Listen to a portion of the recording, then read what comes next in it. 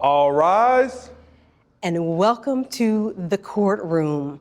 I have been anticipating this moment for a while now to bring to you the last Shero in this series. And don't worry, we're in a courtroom, but she doesn't have to confess her guilt or innocence. She doesn't have to stand before a jury. But I bet you if you ask her to take the witness stand, she would have no problems testifying about the goodness of God and about the faithfulness of God. Our Shero of the week is Deborah, and Deborah was a judge. And that's why we're using the courtroom today as our backdrop. She was outstanding. She was a woman of great faith, unwavering faith. She was a woman of wisdom, and she was a woman of valor because she led an army. She wore a lot of hats. And really, when I think about it, I can't imagine another Shero that we should end this series with, Sheroes of the Old Testament, than her. You and I are going to meet each other in chapters 4 and 5 of Judges, and we're going to walk through her journey, and we're going to talk about her. And what I want you to feel coming out of this is a great sense of motivation. She's going to motivate us like no other. But before we get started, I wanted to tell you something. I did not come here by myself today. I would love to say that I did, but I did not. I brought some women with me because I needed the support, but I also wanted to celebrate them. So I was thinking about, how do you introduce this group of ladies? And a poem came to mind by Maya Angelou. It's called Our Grandmothers. And inside of that poem, there is a verse. And that verse has been extracted out over the years, and it has been revised. But it goes like this: I come as one, but I stand as 10,000. Meaning, you may only see one of me, but I'm representing so many more. So today, I come as one, but I stand as 12. So you watch the sports events, and in this COVID era, you see people who have virtual seating, and they pay for that virtual seating, or they pay for a cardboard cutout at a game, and that's makes up the fan base for that. My mother got to do it for an NBA game. My brother works for Disney. One of his properties is the bubble, so she got to do it. Very cool. I don't have that kind of technology, and I don't have a big printer to do cardboard cutouts, but I did the best that I could to bring with me today these ladies. This is the sisterhood. This is the sisterhood that brought to you the Sheroes of the Old Testament. And I will tell you, when you get a call like this, you get into mode. You talk to pastors, you talk to biblical scholars, you watch sermons, you get your commentary out, you read the word, you research, because it is so important to deliver the word of God the way He intends. But it's also important for us to align our vision with our First Lady, Stephanie Carter's vision, and to make sure we're living up to what this series meant. The ladies here didn't have to pay for a thing. They earned their seat. And I am so happy to be among this group because it awakens something in all of us that we didn't even know we needed and didn't even know we needed to tell. So we just really want to thank this group of women, the sisterhood. We want to honor them, and we definitely want to celebrate them for everything that they did to contribute to this series, Sheroes of the Old Testament. Now let's come back over and talk about Deborah.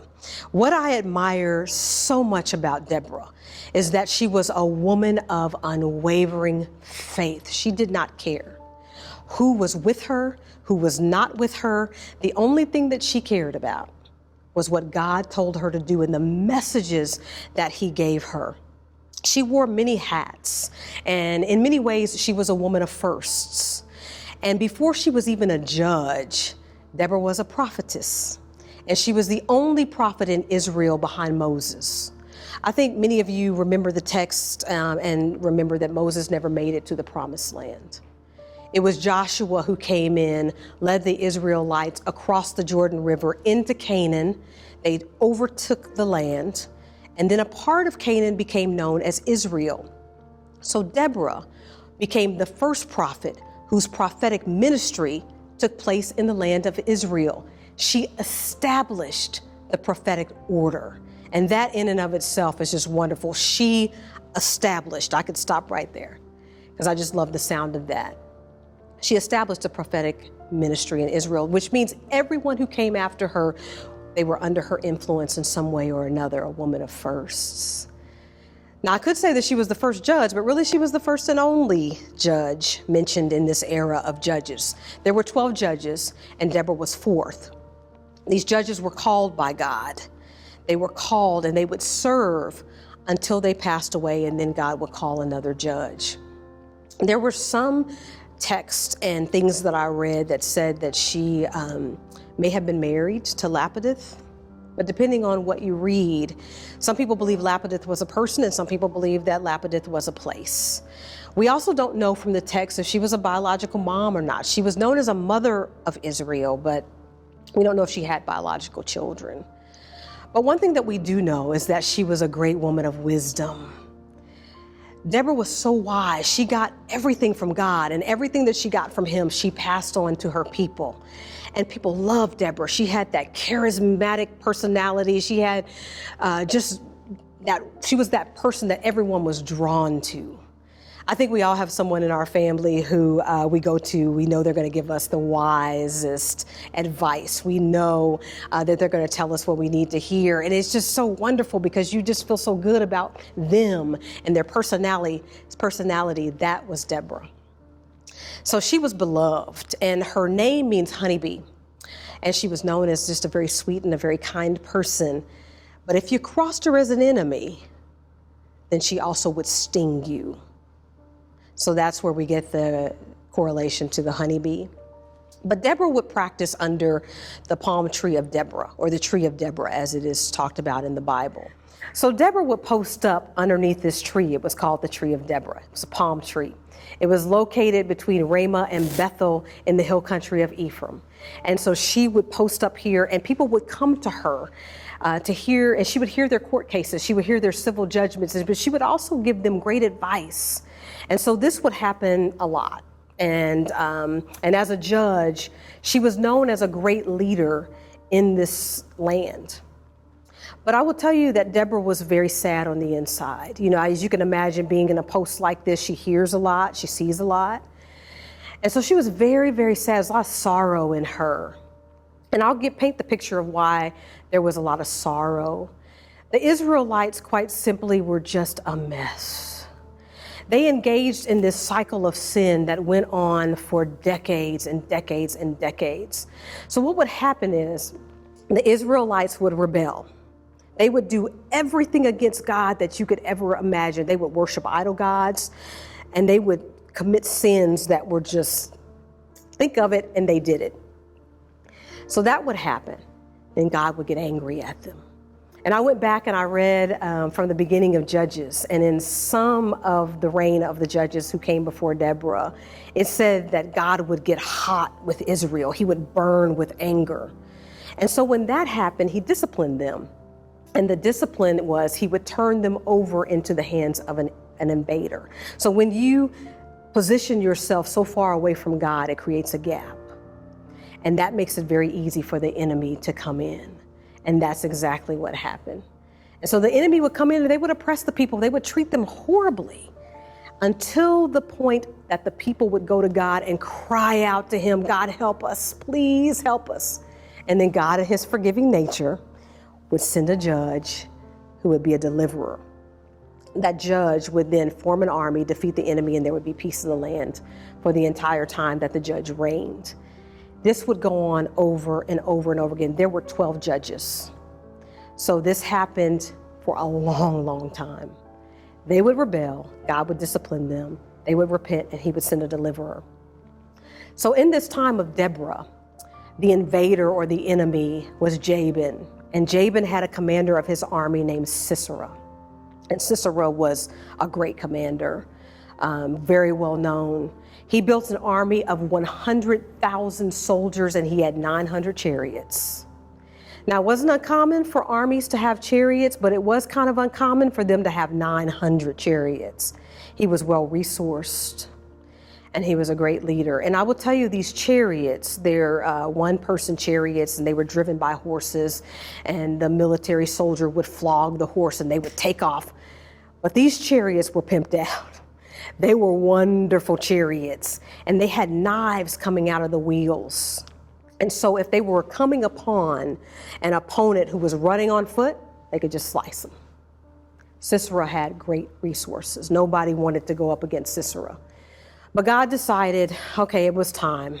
The people have called out for some deliverance, and it's now time to deliver it. Now, this is where it gets tricky, and this is where scholars really have a difference of opinion. Deborah was already serving the land of Israel. She had been serving for 20 years. And it's funny that the people did not see her as they saw the other judges as a leader. They already had a leader in place. They didn't need to go to God and cry out and say, God, help us, deliver us. We need somebody to help us. They already had somebody in place. So when you read a lot on Deborah, you find out that her job evolved. She was also the only judge who never physically fought in a battle, but she was a military leader. So that's just something that is a part of history that you should know. And that's where that argument of inequality, of being in a very misogynist time in the biblical history, that comes up, that maybe she wasn't treated as equal, which is something that we deal with still to this day. But Deborah didn't care about that. He told her, here's the plan. This is what we're going to do to defeat Sisera. They laid it out. They laid out the strategy, and it was good to go. So like great leaders, Deborah delegated. All great leaders are the strategists. And then they get somebody else to do the work, the tactics. And so it says in chapter 4, verse 6, that Deborah called for Barak. Now I call him Barak, sometimes it's Barak. He messed up a little bit, so in those times I might call him Barak, because politically I'm feeling Barak right now. But Barak if he's not doing well, okay? So right now he's Barak. So she called for Barak and she said, hey, we're gonna do this. It's time for us to defeat Sisera. She gets out her notepad, they do the X's and the O's, here's what's gonna happen. I am going to lead Sisera and his army to this certain meeting spot, the meet. And they're gonna meet up, and then I'm gonna deliver him into your hands, and our army is going to defeat him. So here's what I need you to do. I need you to call up 10,000 soldiers. And we're gonna go in here and we're gonna fight battle. So Barak was like, hey, I understand what you're saying, but I'm thinking about this, and I'm calculating this in my head, and you're telling me to call 10,000 soldiers when this other army has 100,000 soldiers. We're gonna have a tenth of the manpower that they have. So I'm carrying the two, I'm adding the one, I'm doing all that, and it's just not adding up for me. So I'll tell you what I'm gonna do, I'm gonna go. But you have to come with me. And Deborah, because she's so steadfast in what God tells her, she said, okay, she thinks through it and she's like, okay, well, the outcome, God told me we're gonna be victorious. This is a small change. Okay, I'll go. We'll change it up a little bit. But I need to tell you something, Barak. Not Barak now, he's Barak. I need to tell you something. We're gonna win this, but you're not gonna get the credit. The credit's gonna go to a woman. And Deborah wasn't even talking about herself. There was another woman who plays a major part in this battle. And but Barak didn't care. And he just said, you know what, I asked you to come with me, so okay. The one thing that neither Barak nor the enemy accounted for, the one calculation they didn't make, the one variable that they forgot about was the strategic power of Deborah's faith. She had a strong faith. So let me tell you what God did. Because he already told her she was going to be victorious, right? She passed that message along. There was a set date, there was a set time for the battle. There were no contingency plans, no, okay, if the weather's not good, here's what we're gonna do. It was that time and that day. So God brings the rain, and in a desert land, what do you think the rain does? Creates mud. So Sisera comes to the meeting spot, he's got his chariots, he's got his army, and the chariots get stuck in the mud, rendered immobile. So now it's soldier to soldier. Odds didn't add up, but it still worked. So Barak and his army, they were on Mount Tabor. They saw Sisera and his army coming. Chariots get stuck in the mud. They come down the mountain and they start fighting. And then Sisera's like, I'm just going to sit up here on my chariot, because he stayed on his chariot. Because again, like great leaders, you delegate. he starts watching, and this battle goes on and on and on. His men are falling by the dozens. And he starts to figure this thing out. We're getting beat here. So I'm going to flee, I'm going to run. So he runs to a village, and he goes to a tent of where he thinks an ally lives. The husband in this tent is an ally of Sisera. The wife is not. When he gets to the tent, the wife is there. The husband is not there. He says, oh my gosh, my army is losing. I need a place to hide. Will you please hide me? And she said, oh yeah, sure. Come on in, Sisera. Wink, wink, wink. Come on in. Let me take your coat for you. Let me take your shoes off. Why don't you lay down for a spell? And so he did. And while he was sleeping, she took the nail of the tent, took it out, and drilled it inside of his skull. And so not only was the army defeated, but this woman, Jael, she defeated Sisera all on her own. So there was wonderful things happening in the land. There was victory. There was a party. There was a song sang. I mean, it was great. It was wonderful time. And they went on to have peace for 40 years. And then Gideon became the next judge. And that's where the story picks up. In chapter 5 of Judges, there's this song of Deborah. That's the celebration song. And we're going to talk about that in just a minute. But before we get there, there are 4 things that I want you to know about Deborah, and 4 takeaways. The first thing is be obedient. Be obedient. The reason why Deborah was successful is because she was obedient to the call that God had on her life. She was obedient to the purpose. She was obedient to the messages. She operated with obedience. There's a saying that says God doesn't call the qualified, but that he qualifies the called. So he's already equipped you with everything that you need to be successful. Be obedient. The next one is be brave. The odds were against Barak. 10,000 soldiers versus 100,000 soldiers. Those odds in Vegas, boy, a lot of money would have been lost on that day because the 10th overcame the rest. And that just, and sometimes when we think about it, God gives us messages and we're like, I don't even understand. It's not for you to understand. Step out, and it's just like the scales of justice, right? You got to balance faith over fear. So you got to step out, and you got to do so and be brave. The third one is stand true to your faith. Quiet the noise of the world. Turn down the volume. You've heard that before. Turn down the volume of the world and raise the volume of God. And the only way that you can do that is through devotional time, meditation, spending time in his word, and just trusting and believing what he tells you. And then the last one is, I want you to listen more than you talk. So many times God will tell us something and we turn it into a dialogue. We try to have a conversation and God says, no, I didn't ask a question. I wasn't waiting for a response, but what I'm giving you is all the answers to the quiz, and you're gonna ace this if you do this, but I need you to hear me. I don't need you to talk. I don't need you to question. You don't need any more details than what I've given you. Go forth. So those are the 4 things. So let's get back to the celebration. So they tell me that this was a major celebration, and the only duet sang in the Bible, Deborah and Barak sang a song. It's called the Song of Deborah. This song was fun. And if you know anything about the Israel culture, dance and song is a major part of their culture, a very cherished part of their culture. So they had a great time celebrating this victory under the first woman military leader that they've ever had, and the first and only woman judge they ever had. And Deborah wasn't one who patted herself on the back. She wasn't one who needed a lot of fanfare. She just did what she was told. But in this song, there's a couple of times when she's like, you know what, I'm going to take my rightful credit here. So in one of the verses it says, the villagers of Israel would not fight. They held back until I, Deborah, arose. Until I arose, a mother in Israel.